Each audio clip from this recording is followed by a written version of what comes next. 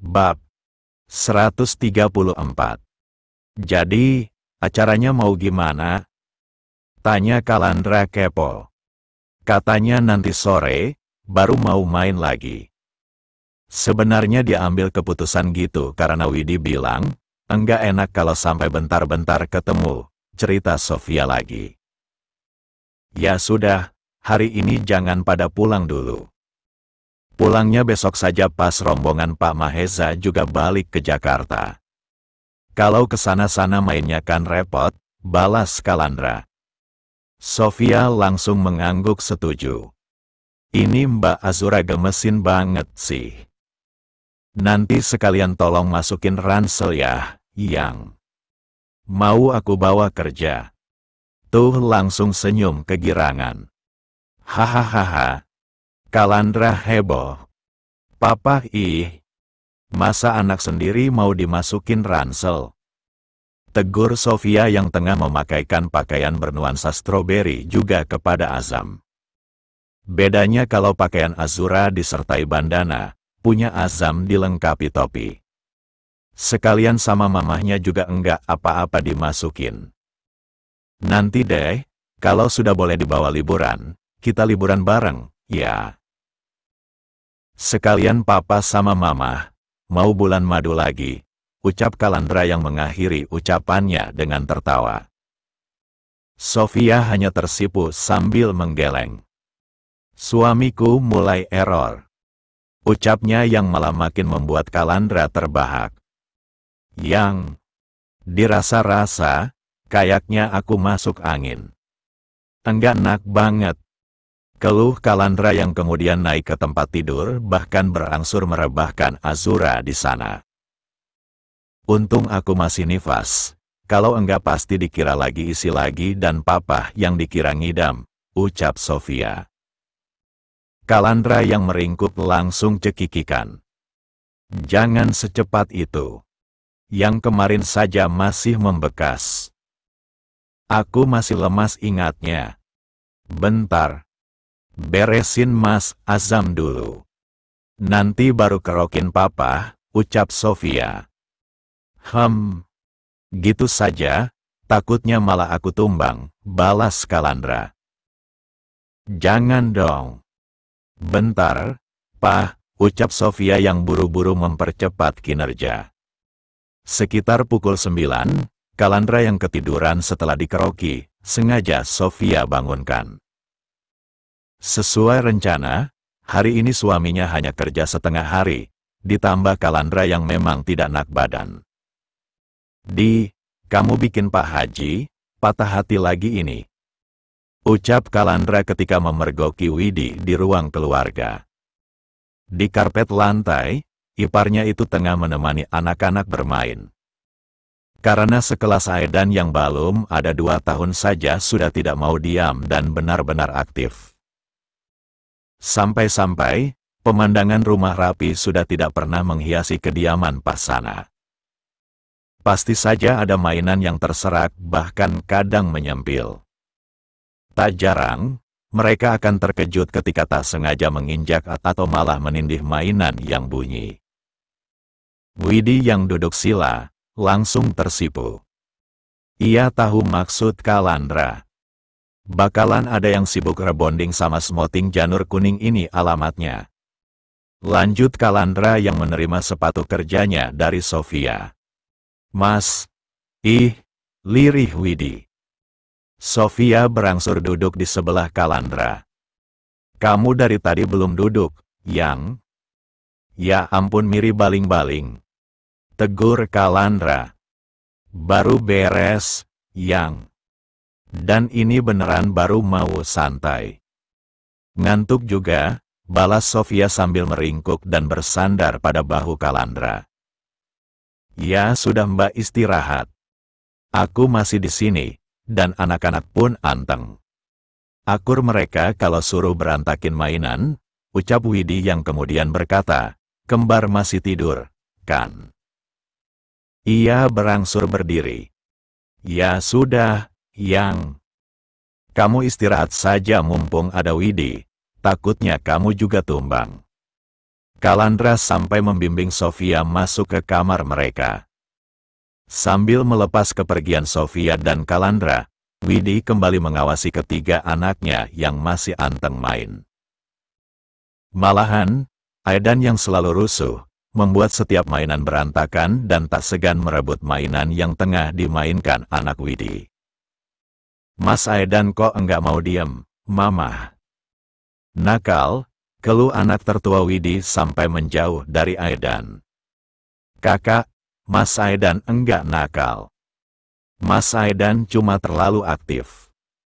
"Lihat," ucap Widi berusaha menenangkan sang putra yang kali ini mendadak dipeluk Aidan.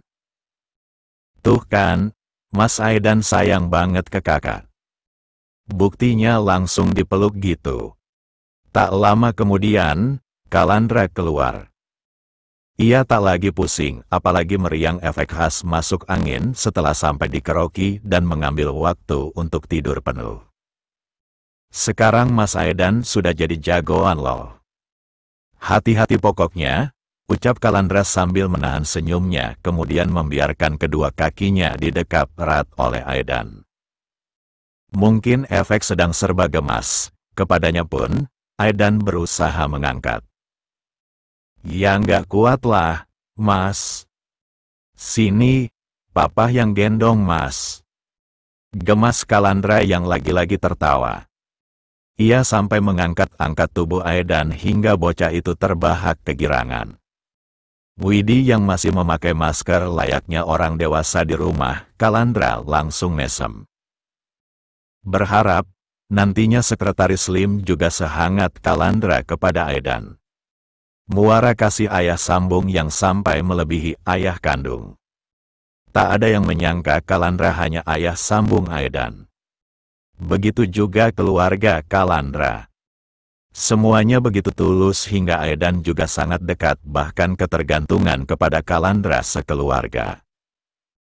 Walau Lim bilang hanya tinggal punya papa, kalau Lim saja bisa sehangat Mas Kala, itu beneran lebih dari cukup. "Bismillah," batin Widi. Karena Kalandra akan pergi, Widi sengaja mengambil alih Aidan, mengembannya penuh sayang dan membawanya pergi ke dapur. Ia pergi bersama ketiga anaknya, setelah sebelumnya Kalandra yang pamit sampai berjanji, pria itu hanya bekerja setengah hari dan siap menjadi tuan rumah ketika Sekretaris Lim bertamu. Sungguh kakak ipar yang juga sangat bertanggung jawab. Pulang kerja, Kalandra sengaja memboyong Widi sekeluarga untuk membeli pakaian baru. Hal yang sengaja dilakukan agar penampilan mereka nanti di acara pertemuan dengan pihak Tuan Mahesa jauh lebih spesial. Sofia juga ikut serta bersama Aidan karena Sofia juga yang mengarahkan segala sesuatunya. Sementara Azam dan Azura ditinggal di rumah bersama Ibu Kalsum. Termasuk itu orang tua Resti, walau keduanya tak sampai diajak, mereka tetap membelikan beberapa pasang pakaian baru. Namun karena Aidan sudah sangat tidak bisa diam, Kalandra ditugasi untuk memomong bocah itu. "Mau ini?" Aidan begitu bersemangat memilih. Masalahnya yang bocah itu pilih adalah maneken alias patung bocah yang memakai baju koko untuk seusia Aidan. Kalandra yang mengawal tentu langsung terbahak. Apalagi Aidan yang awalnya ia emban, sampai turun kemudian mendekap maneken pilihannya. "Yang boleh dibeli cuma bajunya, patungnya enggak, Mas." Kalandra meyakinkan. "Mau ini?" tegas Aidan sambil tetap mendekap manekennya. "Ya Allah, ini mamah mana? Baru kali ini ada yang beli maneken," lirih Kalandra lagi-lagi tertawa. Hingga di akhir, maneken pilihan Aidan juga sampai mereka bawa bersama pakaian yang melekat. "Dikiranya itu teman kamu, yah, Mas. Kamu ini ya, lucu kok kebangetan. Ada-ada saja. Kalau Mbah Kakung tahu, pasti Mbah Kakung bisa ketawa sampai nangis," komentar Ibu Kalsum ketika rombongan yang belanja pulang. Lebih rame lagi kayaknya kalau Mbak Azura sama Mas Azam sudah besar. Bisa-bisa, mereka gendong kasir atau malah SPG-nya dibawa pulang ke rumah. Lanjut Ibu Kalsum dan masih menjadi sumber tawa dalam kebersamaan mereka. Azam dan Azura yang awalnya tidur di box bayi yang ada di sebelah sofa ruang keluarga sampai bangun. Ini mau belajar jadi perwakilan wali. Ucap Sofia sambil membingkai wajah sang suami penuh sayang menggunakan kedua tangannya. Kalandra baru beres memakai batik lengan panjang warna hitam keemasannya. Sofia yang baru masuk kamar dan mengenakan gamis senada dengan batik sang suami langsung terharu. Kalandra yang awalnya mesem menjadi tersipu. Mas kalian kan lagi urus mertuanya yang sakit di rumah sakit. Ya tentu aku harus siap jadi ganti kepala keluarga.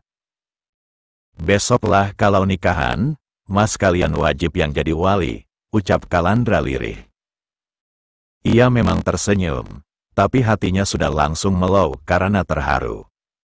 Sofia yang paham keadaan Kalandra sengaja berjinjit kemudian menggunakan kedua tangannya untuk mendekap tengkuk Kalandra. Aku sayang banget ke mas. Makasih banyak ya, Mas. Sembari balas mendekap punggung Sofia, Kalandra berkata, makasih lagi. Enggak perlu, kan memang sudah jadi kewajibanku. Mendengar itu, Sofia jadi ingat mengenai orang tua Bilqis yang tidak rela melepas Kalandra sekeluarga. Karena Kalandra sekeluarga memang sebaik itu. Setelah sampai menarik wajahnya hanya agar bisa menatap Kalandra tanpa mengakhiri kedua tangannya dari tengkuk sang suami, Sofia yang menahan senyumnya berkata, Mas masih puasa, nanti kalau sudah buka puasa. Mendengar itu, Kalandra langsung tertawa dan buru-buru menahannya. Ia mengangguk-angguk bersemangat kemudian membenamkan wajahnya di sebelah wajah sang istri. Sekitar 10 menit kemudian, semuanya sudah siap pergi ke rumah makan. Tidak ada yang tidak ikut karena si kembar yang sampai didandani juga sampai dibekali troli. Tentunya, orang tua Kalandra juga menjadi perwakilan dari wali. Sementara Widi yang Sofia dan Ibu Kalsum dandani, siap jadi tuan putri mereka. Enggak ada loh, keluarga ipar yang begini baiknya. Batin Widi sangat terharu tapi cenderung deg-degan. Widi terlalu tegang akan bertemu dengan sekretaris Lim dan rombongan. Karena walau ini bukan pertama kalinya, tetap saja pertemuan yang akan langsung berakhir dengan lamaran kali ini tetap terasa spesial. Terlepas dari semuanya, Widi juga siap menyambut kebahagiaannya, menjalani lembaran baru bersama sekretaris Lim.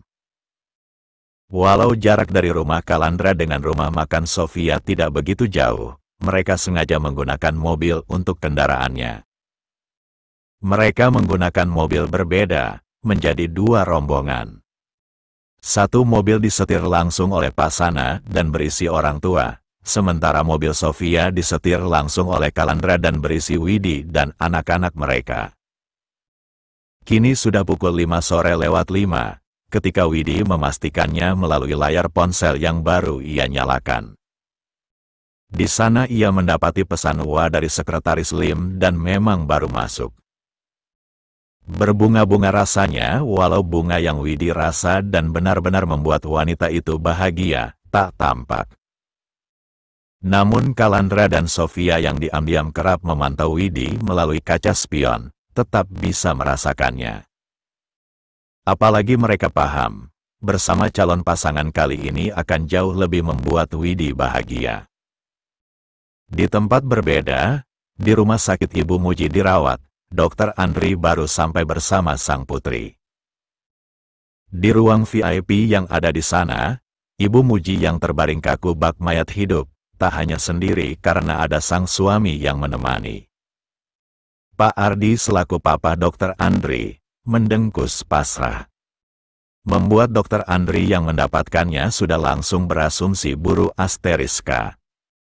Apalagi terakhir kabar yang Dr. Andri dengan Stroke yang Ibu Muji alami membuat wanita itu sibuk berusaha mencoba mati. Pas sehat saja susah diarahin, apalagi kayak sekarang.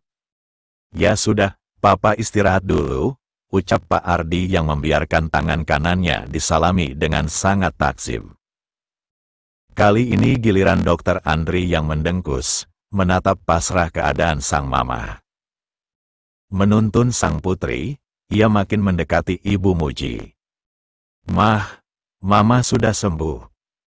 Jadi tolong, jangan menyerah dulu. Malu sama ucapan sekaligus perilaku mama yang selama ini selalu memandang remeh orang lain. Di dunia ini, bukan hanya mama yang mengalami masa sulit, Mah. Di dunia ini, aku dan orang-orang terdekat mama, malah jauh lebih sulit ketimbang mama dan itu karena keegoisan sekaligus ketamakan mama. Harusnya mama bersyukur, sakit begini masih diurus, mama masih punya keluarga yang peduli dan mau memberikan pengobatan terbaik buat mama. Bayangkan kalau mama dibiarin berjuang sendiri.